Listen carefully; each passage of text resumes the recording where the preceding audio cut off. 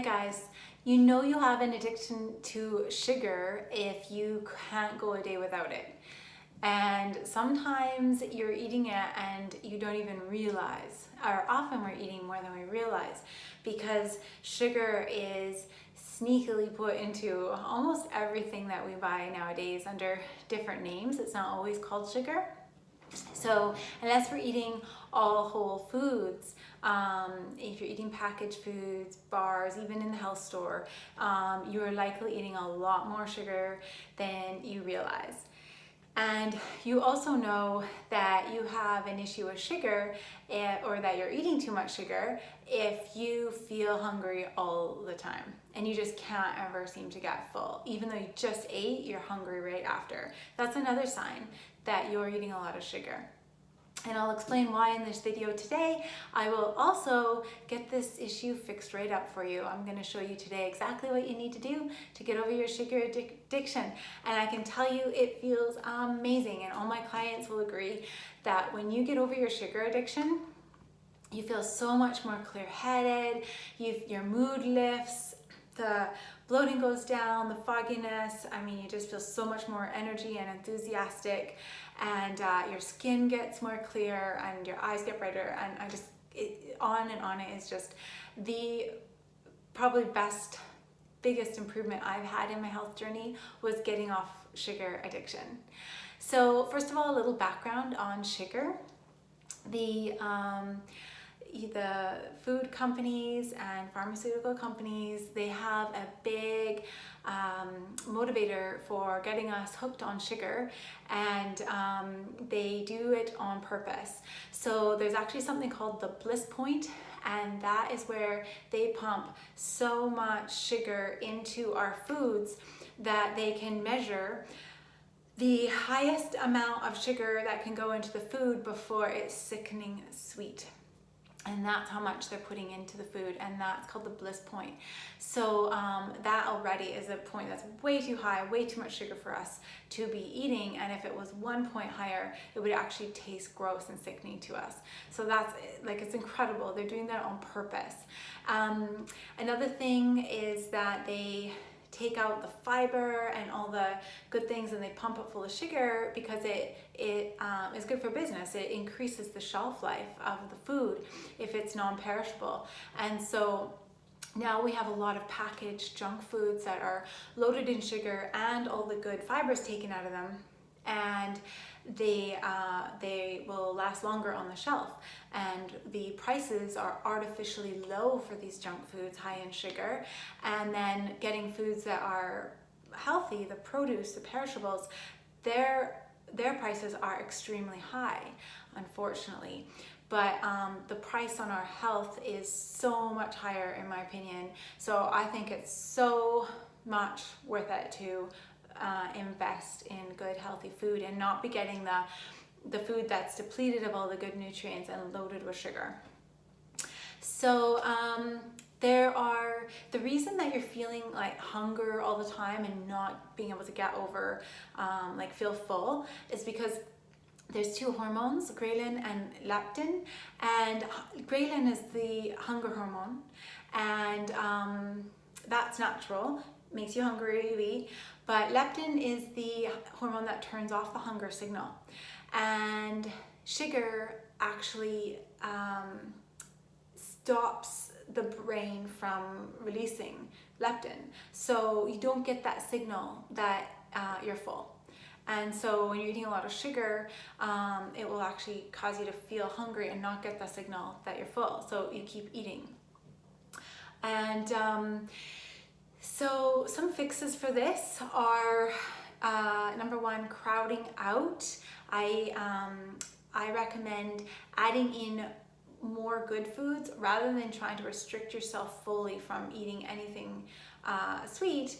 Just add in more good whole foods, and the more you fill up on good whole foods and included with that enough water, the more you will stop, not have a need for the junk at the end of the day. You'll be so full of good foods. So crowding out.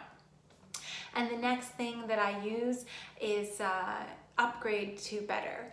So upgrade your foods. If you're like, okay, I've eaten tons of healthy food today and I've crowded out, Carrie, I've drank my water and I'm still craving my sugar, my ice cream, my chocolate, whatever it is. Well, that's fine, but then upgrade it.